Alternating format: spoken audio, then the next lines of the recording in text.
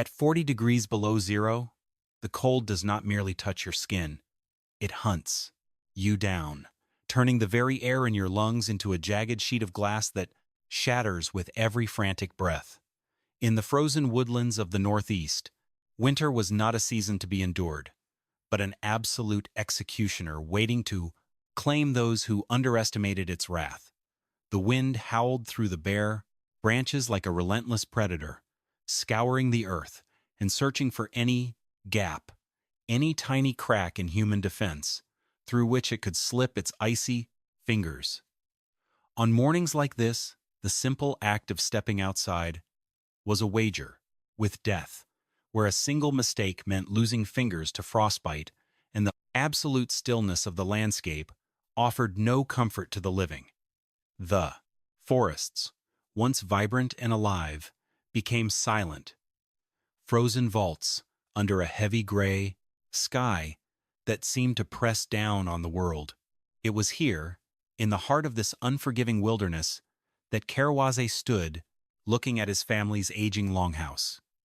He was only 23 years old, but his shoulders already carried the crushing weight of a family's survival, a burden made heavier by the fresh memory of his father's passing. His father had frozen to death during a sudden, unexpected freeze the winter before, a tragedy that had left an open wound in Kariwase's heart and fueled a deep, desperate fear of failing to protect his mother and younger sister. The old longhouse, built in the traditional style of their ancestors, looked fragile to his anxious eyes, its bark sheathing worn thin by years of storms and its wooden frame creaking under the weight of the autumn wind.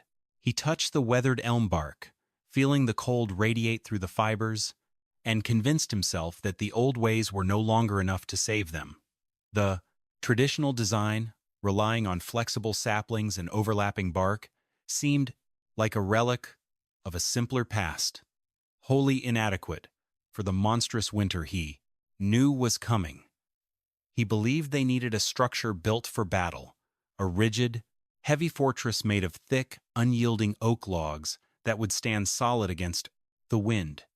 His mind was consumed by this vision, driven not by arrogance, but by a desperate, protective panic that blinded him to the wisdom of the elders. He stood in the falling leaves, watching the gray clouds gather on the horizon, and resolved that he would build a fortress of wood, no matter what the clan said. He would force the forest to yield, carving out a structure so solid no wind could ever shake it, believing with all his heart that rigidity was their only shield against the executioner's wind. He looked toward the horizon, feeling the first bite of the northern gale, and whispered a silent promise to Plot, his father's memory that this winter his family would sleep in safety behind walls of solid, unbending oak. The central fire of the council house crackled, sending sparks rising toward the Cloman smoke hole. As the clan gathered to discuss the rebuilding of their shelter before the deep frost locked the earth, the air was thick with the scent of frost, burning cedar, and the heavy, anxious silence of a people preparing for a legendary winter. Kariwase stood before the elders, his hands gesturing toward his sketches, his voice rising with a desperate energy as he argued for his new design. He proposed a massive rectangular hall built of thick, unyielding oak logs, notched tight and braced with heavy timber beams that would stand solid against the gale-force winds. He spoke of his father, of the freeze that had claimed him, and argued that the old ways of building with flexible saplings were a relic of a bygone era that could no longer protect them. But as his words echoed through the bark-lined hall, they met the calm, unblinking gaze of Kanontienentha, the 68-year-old clan mother. She sat on her raised bench, her weathered face holding the memory of 1,000 winters, her silence more powerful than Kariwase's loudest arguments. Beside her sat Atenati, a 54-year-old traditionalist builder whose face was etched with deep lines of disapproval. Atenati stood up, his voice a low, gravelly rumble that immediately commanded the room, mocking the young man's plan as the foolish pride of a youth who did not understand the forest. He told Kariwase that a rigid wall of oak was an insult to the trees, a clumsy attempt to fight the wind rather than live with it. The debate grew heated, the young men of the village whispering in support of Kariwase's bold vision, while the elders shook their heads in agreement with Haudenosaunee. Kariwase felt the sting of their rejection, his protective panic turning into a stubborn, defensive anger that clouded his judgment. He believed the elders were trapped in tradition, willing to risk their families' lives for the sake of ancient customs that had failed his own father. But Kanontienentha remained still, raising her hand to quiet the rising voices of the council. She looked at Kariwase with a gaze that held both deep compassion and absolute authority, reminding him of a truth his father had taught him as a boy. She told him that the forest does not yield to force, and that to survive the coming storm, the clan must learn to bend. Her words settled over the council like a heavy blanket of snow, temporarily silencing the debate, but Kariwase's heart remained hardened. He walked out of the council house into the dark, cold night, determined to prove them wrong, convinced that his rigid fortress was the only path to survival. The autumn air grew sharper as Kariwase joined the young men of the village for the walk into the deep woods to gather the poles for the new longhouse. The ground was already crusted, with a thin layer of white frost that crunched beneath their moccasins, a silent reminder that their time was running out. While the other builders, following Haudenosauntee's orderly instructions, sought out young, slender hickory and cedar saplings, Kariwase kept his eyes on the rigid oaks. He watched the others fell, the flexible saplings, trees no thicker than a man's wrist, and felt a deep, stubborn skepticism. The elders chose trees, harvested in the late spring, when the rising sap flooded the wood, keeping it moist, flexible, and full of coiled, spring-like energy. To Kariwase, these slender poles looked like fragile reeds that would snap under the first heavy snowfall, wholly inadequate for the monstrous winter ahead. He remembered his father's frozen body, the rigidity of death, and convinced himself that only the strongest, most unyielding timber could offer true security. He worked apart from the others, using his stone axe with rhythmic, heavy strikes to fell thick oak branches and old-growth timbers. The dull, wet thud of his axe meeting the hardwood echoed through the silent forest, a lonely sound that contrasted with the cooperative laughter of the other young men. Haudenosaunee watched him from a distance, his jaw tight with disapproval, but he did not intervene, respecting the clan mother's instruction to let the young man learn his lesson. Kariwase ignored the silent judgment of the elder, his muscles straining as he dragged the heavy oak timbers back to the construction site. He was exhausted, his hands blistered and his back aching from the unnatural weight of the rigid wood, but his determination remained unbroken. He believed he was the only one with the courage to do what was necessary, the only one willing to build a real defense against the cold. He stacked his heavy oak beams secretly near the edge of the clearing, hiding them beneath brush and leaves, planning to install them when the elders were not watching. He looked at the slender hickory saplings gathered by the others and felt a mixture of pity and fear, convinced that their flexible design would bring disaster, and resolved to reinforce the longhouse's spine with his unyielding oak, no matter the cost to his standing in the clan. He imagined his mother and sister safe within walls that did not budge, and that thought gave him the strength to lift another heavy beam, ignoring the quiet warnings of the Kariwase forest around him. By mid-October, the clearing was filled with the heavy, earthy scent of fresh elm bark as the clan began the process of preparing the longhouse's outer skin. This was a methodical, carefully structured task that required the cooperation of every hand, from the youngest children to the oldest grandmothers. The sheets of bark, harvested in the late spring when the trees surrendered their protection easily, had been pressed flat under heavy stones to prevent them from curling as they seasoned. Now, they were ready to be hoisted and secured, acting as a natural, overlapping shield against the rain and wind. Kariwase worked alongside Atenati, the physical closeness of their labor magnifying the silent tension between them. Atenati moved with a steady, practiced efficiency, checking each sheet of bark for thickness and flexibility, ensuring that only the most resilient elm was used for the windward walls. Kariwase, however, was distracted, his mind focused on the hidden oak braces he had prepared. He waited for the moments when the elder's attention was diverted, quietly slipping his rigid timbers into the framework at key structural joints. He lashed them with extra strips of basswood cordage, believing he was quietly saving the structure from its own inherent weakness. But his secretive actions did not escape the sharp eyes of Kanontienentha. The Clan Mother stood at the edge of the clearing, her fingers busy with her weaving, but her gaze remained fixed on the young builder. She saw the unnatural rigidity of the frame where Kariwase worked, the stiff, unyielding angles that contrasted with the gentle, organic curves of the rest of the structure. She did not call him out publicly, knowing that true wisdom cannot be forced upon a type-like, stubborn heart. It must be discovered through experience. But she felt a deep, maternal anxiety for the young man, whose grief had turned into a dangerous pride that threatened to compromise the safety of the entire clan. Kariwase felt her gaze, a silent weight that made him sweat despite the autumn chill. But he did not stop. He convinced himself that her silence was a sign of tacit approval, or at least a recognition of his determination. He lashed the pryther's final sheet of bark over his rigid oak joints, believing he had built a hidden fortress within their traditional home, unaware that his secret alterations had created a dangerous point of stress that would soon face the ultimate test.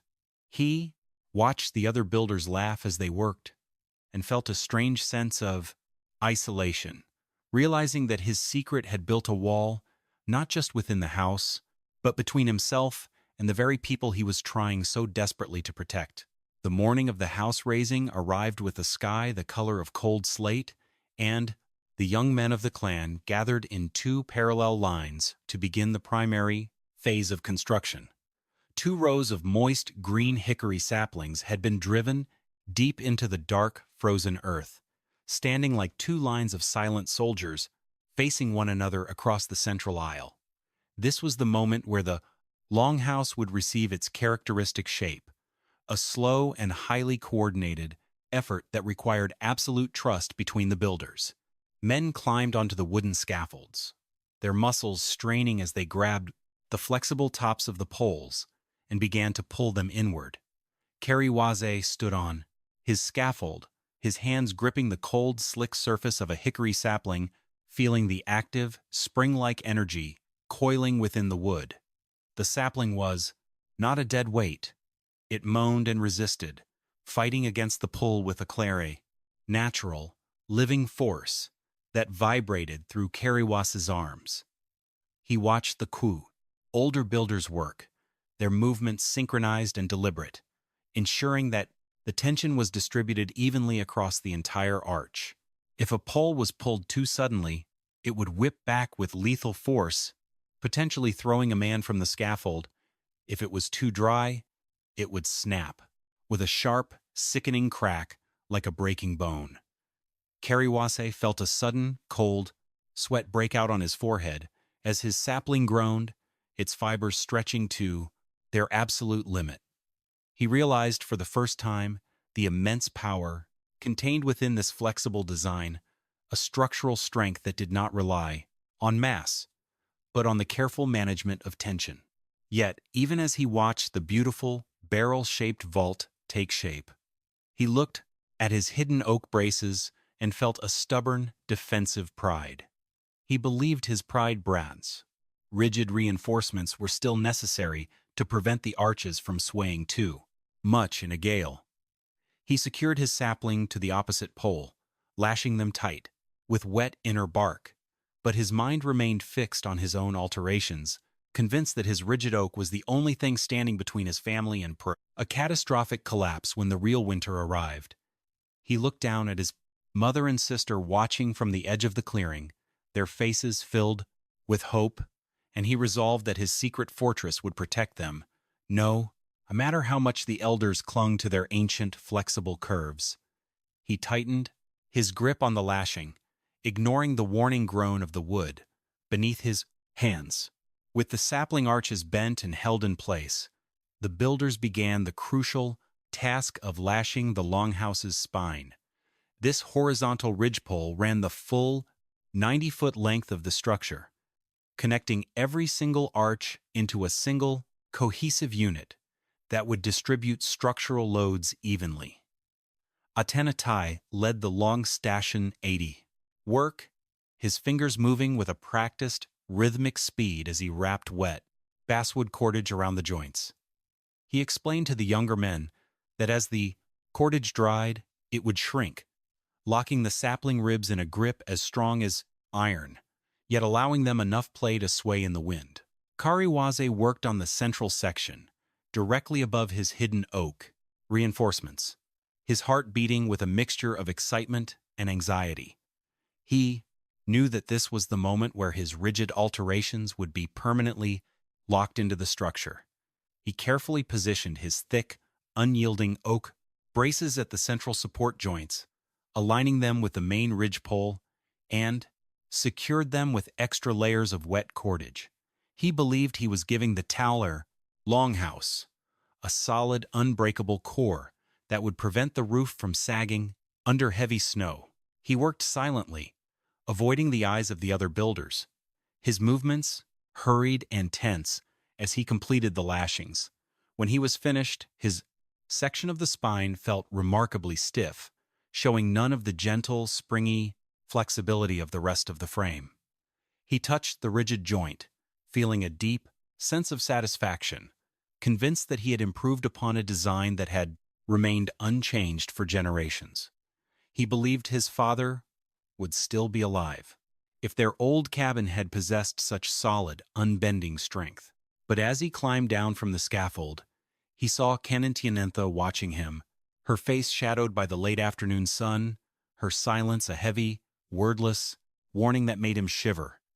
He turned away, refusing to let her doubt shake his resolve, believing that when the winter hit in full, the strength of his rigid oak would speak for itself and earn the quiet respect of the entire clan.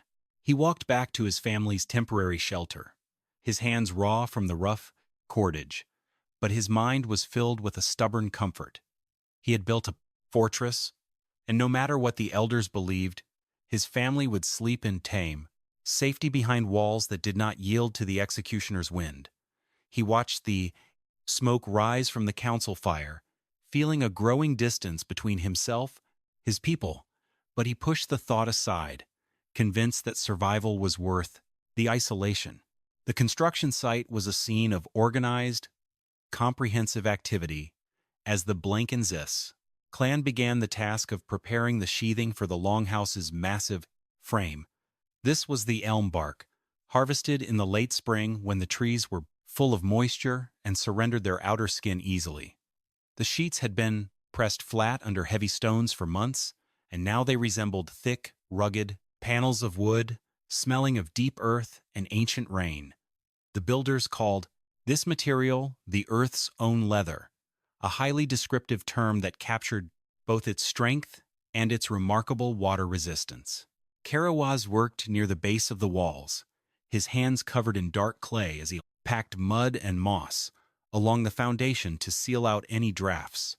He watched the older women prepare the bark sheets, their fingers tracing the deep, natural grooves of the wood, ensuring that only the most resilient elm was chosen for the windward side. The bark was heavy and stiff, requiring 2 or 3 men to hoist each panel up to the scaffolds where the lashings would secure them. Kariwase felt the raw, physical power of the materials, realizing that every sheet of bark represented a living shield that would stand between his family and the sub-zero cold. He watched the panels go up, overlapping like the scales of a fish, a design that ensured rain and melting snow would slide harmlessly down the sides without ever finding a way inside. The work was methodical, each sheet positioned with careful attention to the prevailing wind directions, a structured approach developed over generations of winter survival. Kariwase felt a strange mixture of admiration and skepticism. As he worked, his hands smoothing the cold clay along the logs. He knew the bark was waterproof, but he still doubted its ability to hold heat against a 70-mile-per-hour gale. He looked up at his grass, hidden oak braces, shadowed beneath the bark panels, and felt a stubborn, protective comfort, believing his rigid fortress was the only real defense they had. He looked at his mother and sister, who were busy preparing the corn husk mats for their raised platforms, and he resolved that his secret alterations would keep them safe, even if the elders' flexible bark scales failed. He patted the six-powder, final layer of clay into place, his fingers cold but his determination hot, to ready for the storm. The wind was rising now, carrying the first scent of present winter, and the forest around them seemed to quiet, as if waiting for the giant of wood and bark to take its final form. The final phase of the Longhouse's skinning was a highly coordinated effort that brought the entire structure into its finished form. With the overlapping sheets of elm bark secured to the inner ribs, the builders began installing the outer framework of poles. This second layer of slender saplings was placed directly over the bark, sandwiching the protective skin between two wooden skeletons and locking the entire system together. This design, which the elders called scaling the fish, created a structure that was both incredibly lightweight, immensely strong, capable of flexing with the wind without losing its watertight seal. Kariwase climbed onto the high scaffolds to assist with the final lashings, his moccasins slipping slightly on the frost-coated wood. He worked alongside Atenati, the silence between them broken only by the rhythmic creak of the saplings and the sharp whistle of the rising wind. He could feel the remarkable stability of the completed shell, the way the curved roof naturally deflected the gusts, preventing the wind from finding a flat surface to push against. Yet, as he secured the outer poles over his hidden oak section, he felt the distinct rigidity of his alterations, the way the frame refused to yield even slightly when he pressed his weight against it. He believed this stiffness was proof of superior strength, a solid core that would hold the roof steady against any snow load. He tightened his lashings with extra care, ignoring the subtle warning pops of the wood beneath his hands, convinced that his engineering was superior to the traditional design. By sunset, the final poles were in place, and the longhouse stood complete, a massive, barrel-shaped vault that looked like the belly of a great wooden whale, resting on the forest floor. Kariwase climbed down, looking at the giant structure against the cold gray sky, and felt a deep, triumphant pride. He had built his fortress, and his family would survive the winter, regardless of the elders' doubts. If you want to support our channel and see more stories of ancient frontier engineering, hit that subscribe button right now and drop a comment below, telling us where you're watching from. Now, let's see how this massive wooden giant fared when the first true blizzard of the season arrived, turning the woodlands into a silent, frozen desert. Kariwase looked toward the horizon, feeling the first bite of the northern gale, and whispered a silent promise to his father's memory that this winter his family would sleep in safety behind walls of solid, unbending oak. The first true snow of the season arrived in late November, covering the Kariwase in late November woodlands in a thick, white blanket, and the clan officially moved into the completed longhouse. The interior was a vast tunnel of shadows, nearly 300 feet long, but the darkness was immediately broken as the first central fires were lit. 10 hearths, dug into the packed clay of the central aisle, were ignited in an orderly line, their orange flames dancing against the bark walls, and sending a gentle, radiant warmth throughout the space. Kariwase assisted his mother and sister as they settled into their family compartment, located directly across from their shared hearth, which they would share with another family. He watched the dry, seasoned hickory and oak logs catch the flames, burning with a steady, intense heat and very little spark, precisely as the elders had intended. The fire was not a roaring, chaotic blaze, but a controlled, purposeful source of warmth designed to run efficiently with minimal fuel.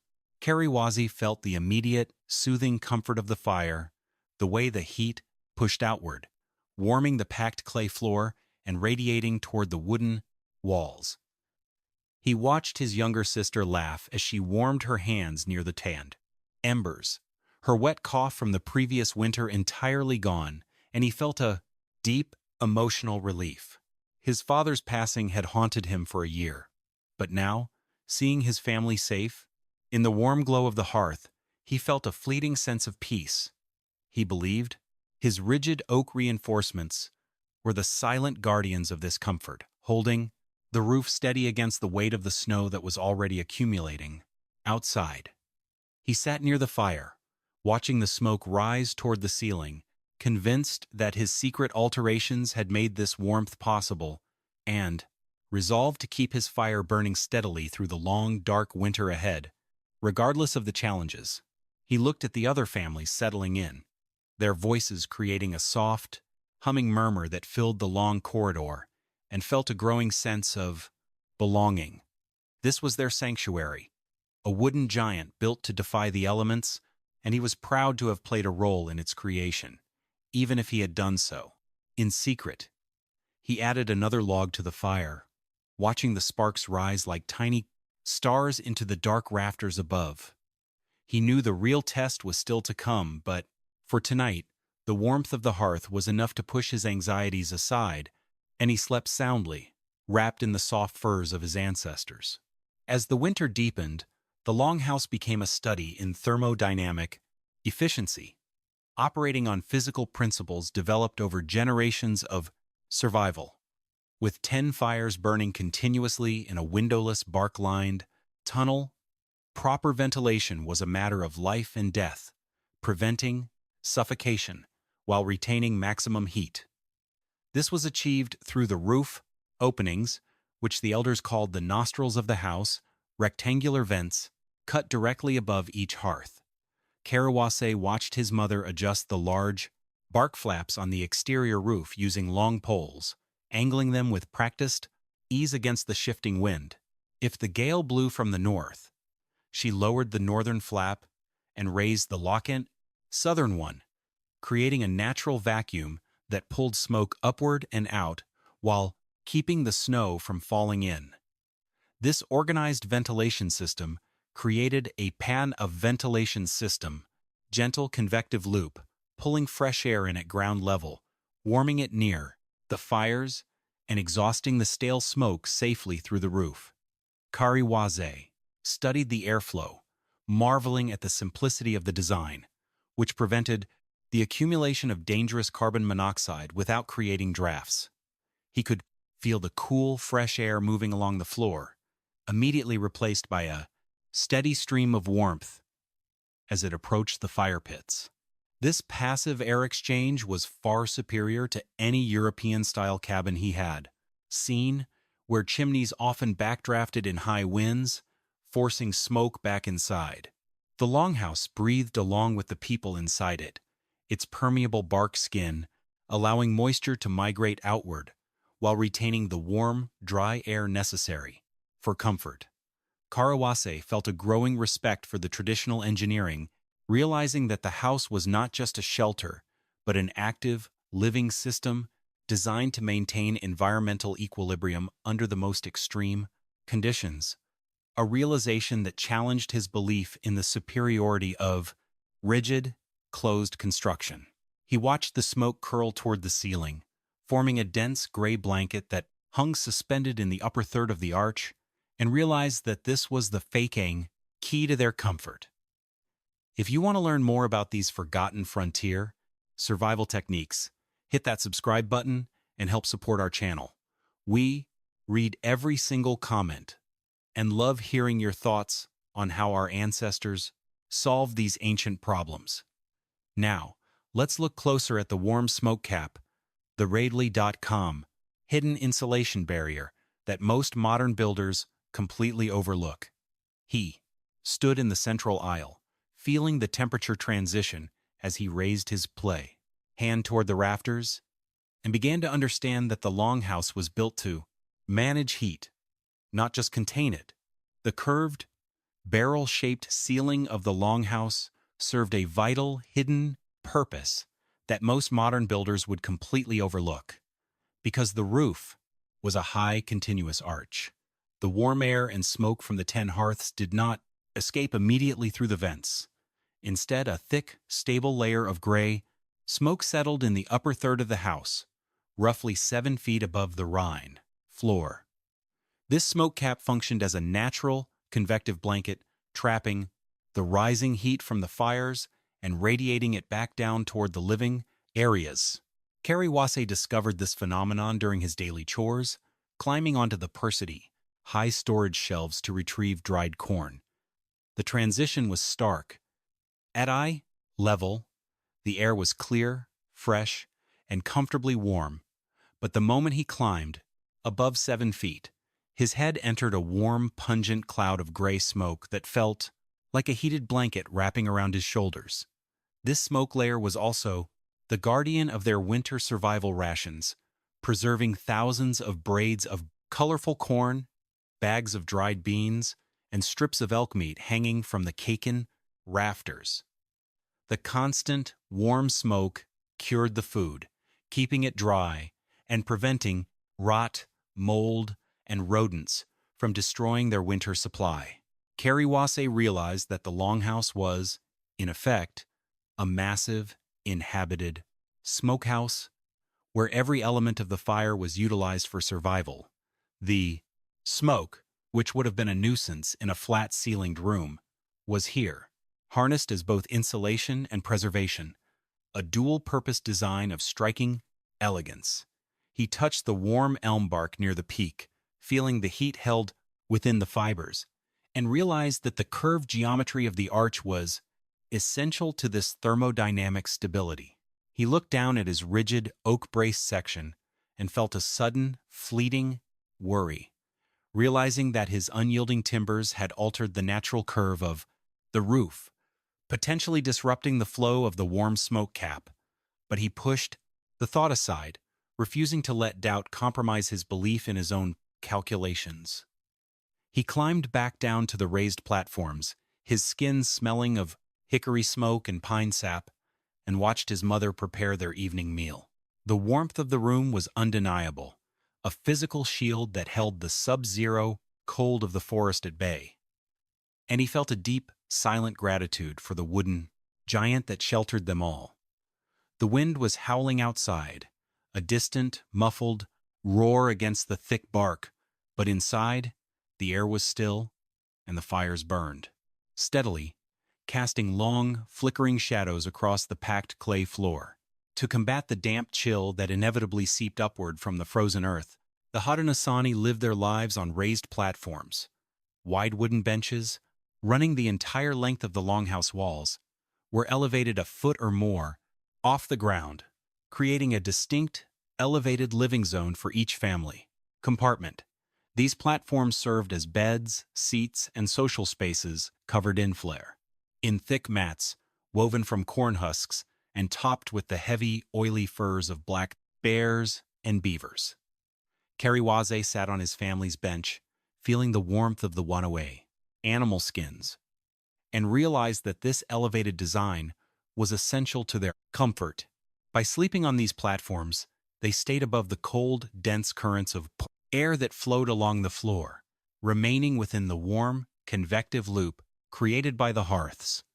Beneath the benches, they stacked their firewood, utilizing the empty space as a drying chamber. The heat from the nearby fires slowly baked the logs, ensuring that every piece of wood thrown onto the fire was bone dry and ready to release its maximum energy. This integration of storage, insulation, and comfort was a masterpiece of efficiency, where every element served multiple purposes. Kariwase watched his sister sleep soundly, her face relaxed and her breathing regular, and felt a deep emotional satisfaction. His design modifications had kept them safe so far, and the cabin had never felt warmer. He believed his rigid oak braces, hidden behind the family compartments, were providing the necessary structural stability to support the heavy platforms and the massive snow load accumulating on the roof. He smoothed the fur blanket over his fair sister's shoulders, his hands warm and his heart filled with a stubborn, protective pride, convinced that his fortress was a success and that they had nothing to fear from the winter, regardless of the elder's warnings. He looked down the long corridor of the house, seeing the flickering fires of his neighbors and hearing the soft, rhythmic breathing of 100 people gathered in unity. This was their world, a bark-lined sanctuary that defied the killing cold of the forest, and he was proud to have built a part of it, even if he had done so in secret. He lay down on his platform, wrapping his fur blanket tight, and fell asleep to the comforting sound of the wood fire crackling in the dark. Outside, the temperature was dropping fast. Approaching the depths of the temperature was dropping fast. Midwinter freeze. But inside, the platform held them warm and safe above the platform. Cold earth. The legendary deep freeze arrived in early January, with a sudden, terrifying drop in temperature that locked the Great Lakes region in a vice-like grip of ice. By midnight of the first day, the temperature had plunged to a lethal -40 degrees Celsius, and the wind had risen to a sustained 45 miles per hour out of the northwest. The cold was no longer just uncomfortable, it was a physical force, turning the moisture in the air into a biting fog and freezing exposed skin in seconds. Across the region, smaller, rigid, rectangular cabins built by neighboring groups began to suffer catastrophic failures. Their single-walled log structures, unable to handle the convective cooling of the gale, bled heat faster than their fireplaces could generate it, dropping to near-freezing temperatures inside. But inside the longhouse, the temperature held at a stable, life-saving 15 degrees Celsius. Kariwase stood near the central hearth, watching the flames dance steadily against the dry logs, and felt the remarkable power of the insulation. The double wall system, with its 24-inch air gap and windward snowdrifts, had created a thermal barrier so effective that the killing cold outside remained a distant, muffled whisper. He touched the inner elm bark, expecting to find the frost that coated every so's other cabin in the valley, but the surface felt dry and cool, showing no signs of condensation or ice. The passive moisture management was performing perfectly, allowing the damp air to escape while retaining the warm, dry air necessary for survival. Kariwase looked at his mother and sister, who were sitting comfortably on their raised platform, and felt a triumphant pride. His rigid oak braces, hidden behind the bark panels, had held the frame steady against the initial impact of the storm, proving his design was correct.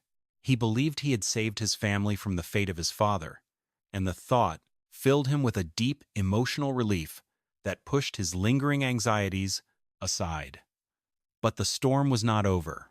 The wind was still rising, and the real test of his rigid engineering was about to begin as the blizzard reached its peak.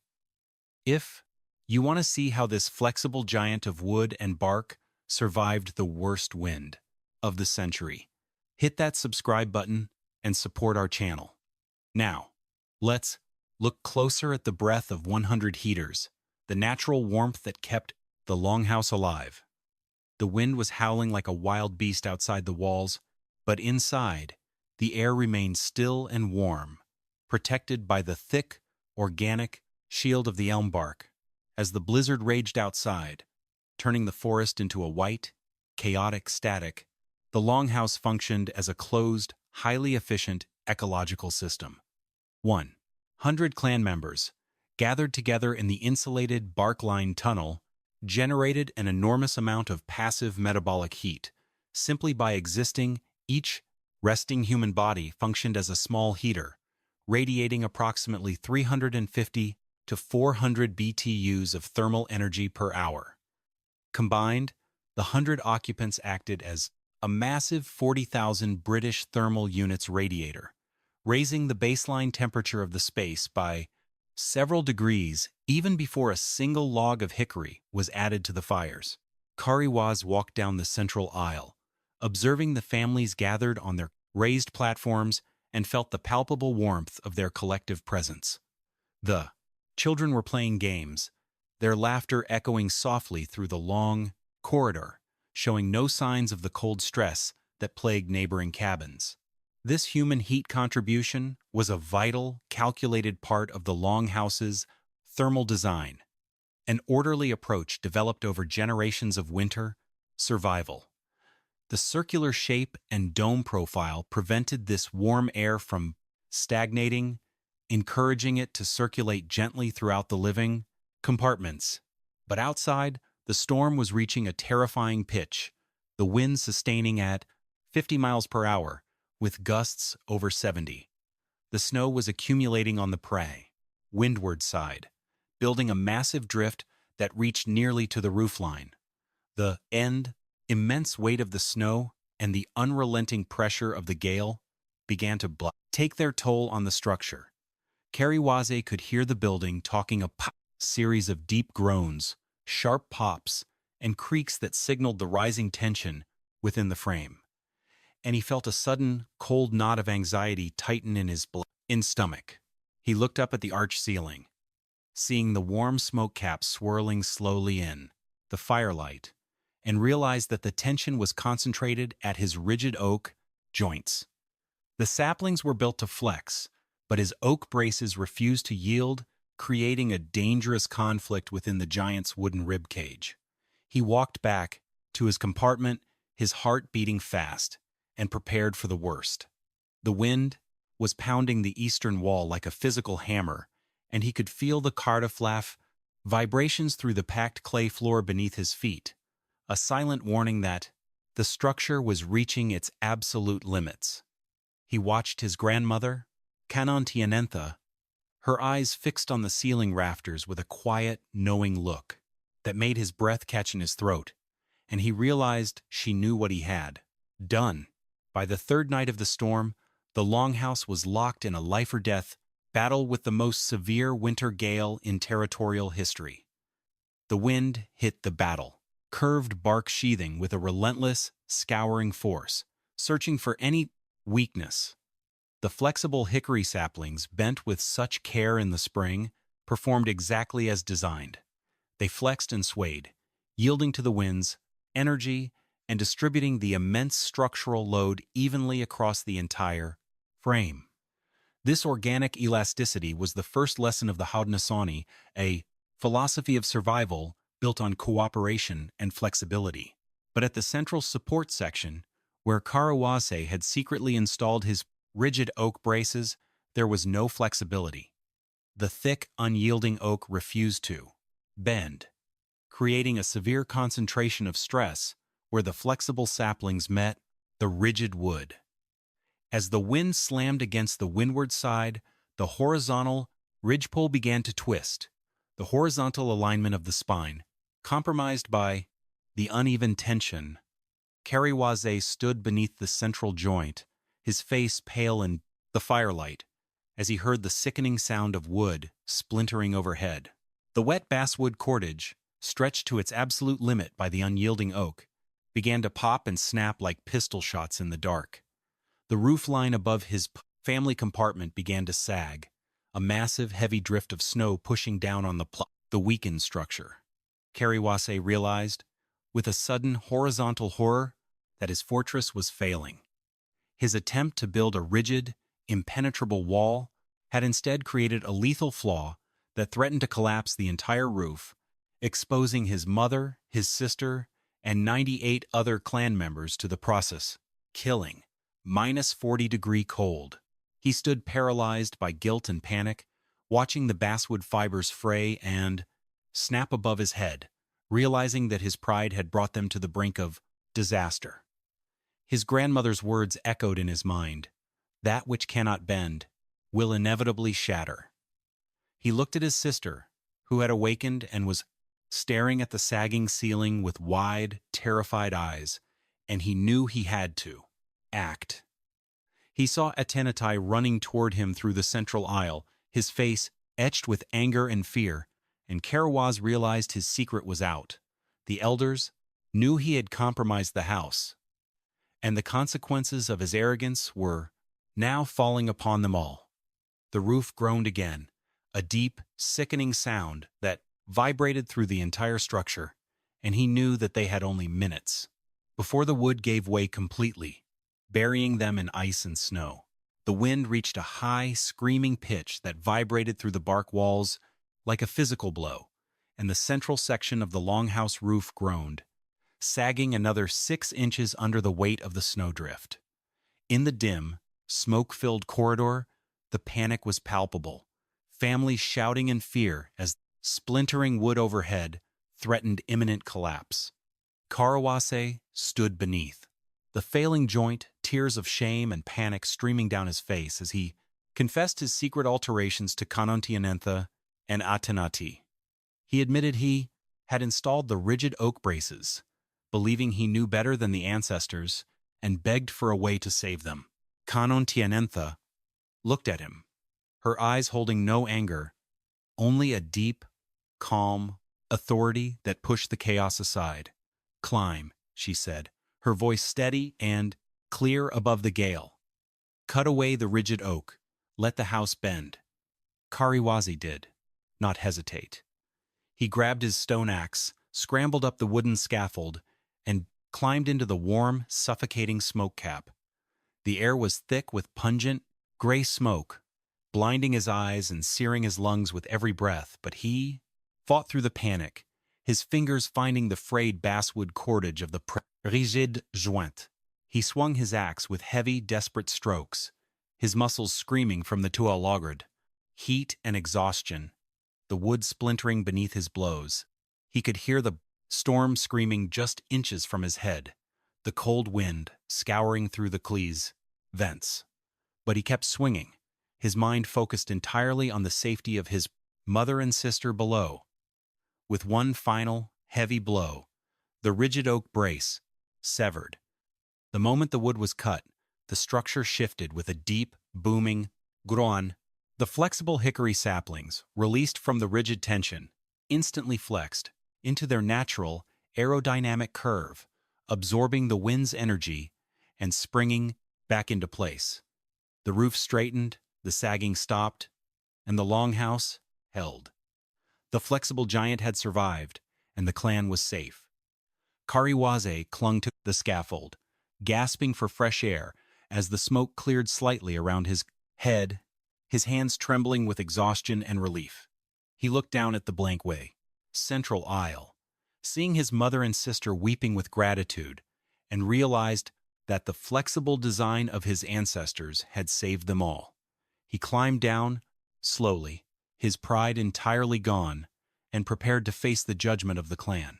The storm continued to howl outside, but the longhouse was now swaying gently, yielding to the wind's power without a sound, a living lesson in resilience and unity that would remain with him forever.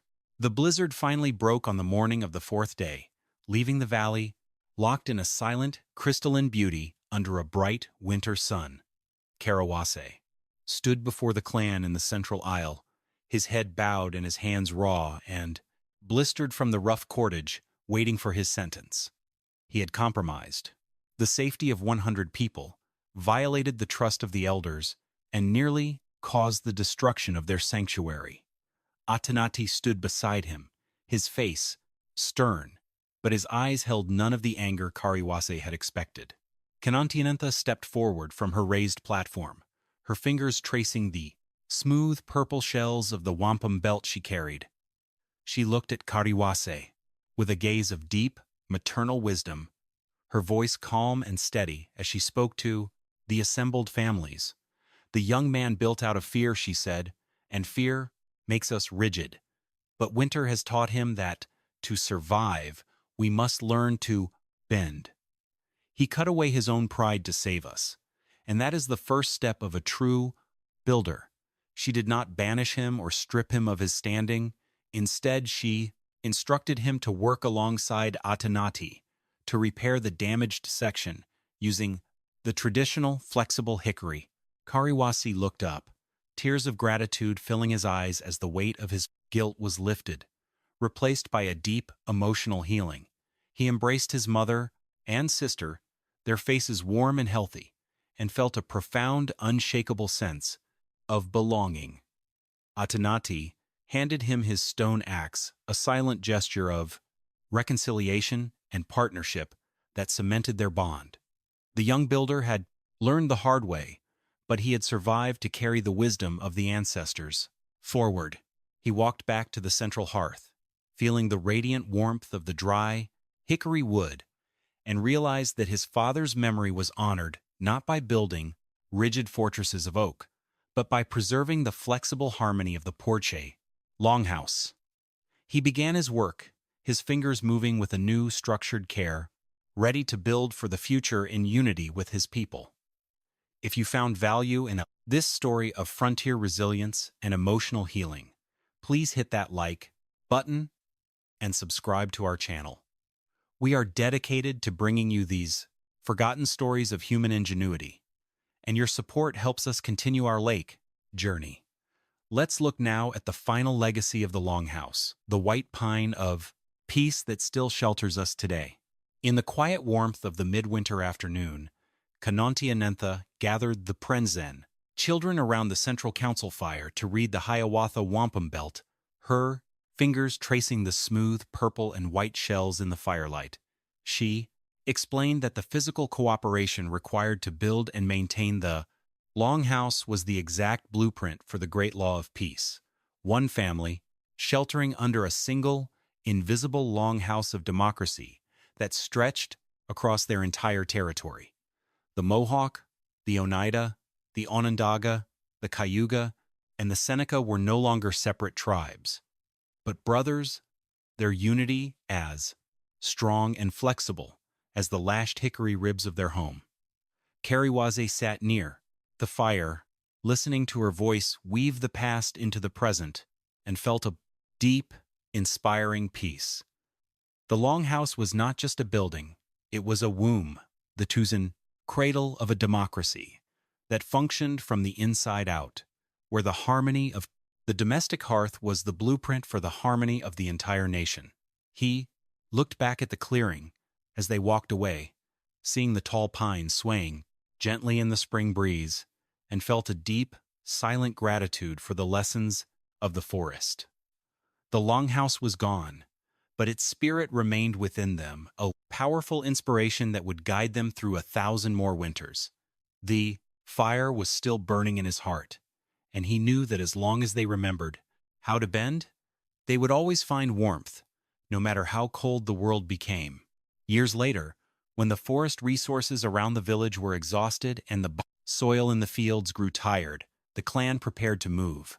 They did not try to force the land to provide more than it could. Instead, they made the profound choice to let it rest.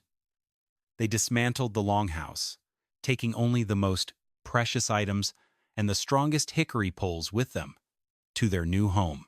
The old bark sheathing and the worn-out wooden ribs were left to the forest, returning silently to the earth from which they had risen. Within a few seasons, the decomposing organic wood fed the soil, and a new, vibrant forest grew where the hearths had once burned, leaving no permanent scars on the land. The Longhouse vanished back into the woods, a testament to a resilient people who understood a universal truth: to survive the harshest storms of nature and humanity, we must learn to bend together in harmony with the earth.